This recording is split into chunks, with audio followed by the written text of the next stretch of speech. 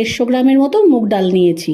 ভালো করে ধুয়ে প্রায় 2 থেকে আড়াই ঘন্টা ভিজিয়ে রাখবো। আধ ঘন্টা পর দেখুন কি সুন্দর ফুলে উঠেছে। এবার একটু ভালো করে জল ঝরিয়ে মিক্সিং জারে একটা পেস্ট করব।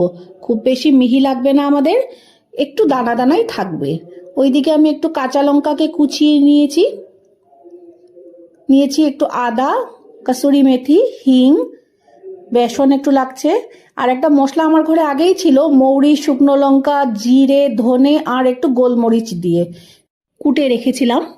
এবার কড়াতে তেল দিয়েছি হিং, দেব সেই মশলাটা, দিচ্ছি কাঁচা লঙ্কা আর আদা দিয়ে একটু ভাজা ভাজা করব। এবার দিয়ে দেবো বেসনটা দিয়ে একদম অল্প আছে অনেকক্ষণ ধরে ভাজতে হবে, যতক্ষণ না একটা সুন্দর গন্ধ ছড়িয়ে এসছে।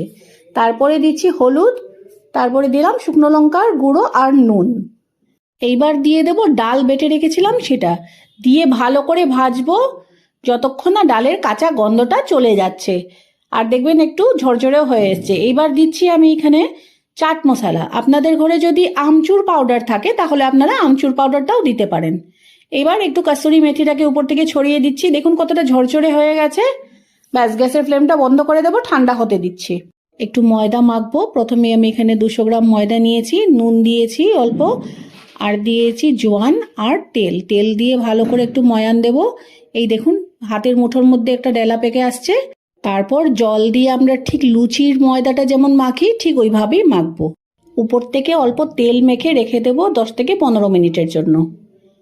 তারপর 10 থেকে 15 মিনিট পরে একটু বড় বড় করে, মানে লুচির থেকে একটু বড় হবে লিচিটা, সেটা হাতের মধ্যে এইভাবে করে গোল পাকিয়ে তারপরে একটা বাটির আকারের মধ্যে দিয়ে পুরগুলিকে ভরে সেটাকে সিল করে দেব। মুখটা একটু ভালো করে চেপে চেপে সিল করবেন যেন তেলে দিলে ফেটে বেরিয়ে না আসে। 2 হাতের মাঝখানে লিচিটাকে রেখে অল্প অল্প করে চাপা দেব, একটু ফ্ল্যাট করব কিন্তু লুচির মতো বেলবো না। এবার কড়াতে আমি তেল দিচ্ছি। তেলটা খুব বেশি গরম হবে না, একদম ঠান্ডা থাকবে, দেখতেই পাচ্ছেন। এবার ছেড়ে দেব। একে একে আমি সব করে নিয়েছিলাম 5-6টা একই সাথে দিয়ে দেব। সিঙ্গারা যারা ভেজেছেন তারা ভালো করেই জানেন যে এটা কিভাবে ভাজতে হবে। এই সময় কিন্তু গ্যাসের ফ্লেমটা অবশ্যই একদম কমে রাখবেন, কারণ না হলে উপর থেকে দেখবেন এটা লাল হয়ে গেছে আর ভেতর থেকে কাঁচা রয়ে গেছে। একটু পর পর উল্টে পাল্টে দিয়ে ভালো করে ভাজবো যতক্ষণ না ওই কম আঁচের মধ্যেই লাল হয়ে আসছে।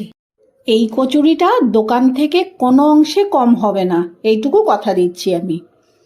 দেখুন কতটা ফুলে উঠেছে, বলের মতো ফুলে উঠেছে। এইবার লালচেও হয়ে যাচ্ছে আস্তে আস্তে। উল্টে পাল্টে দিয়ে এবার নামিয়ে দেব।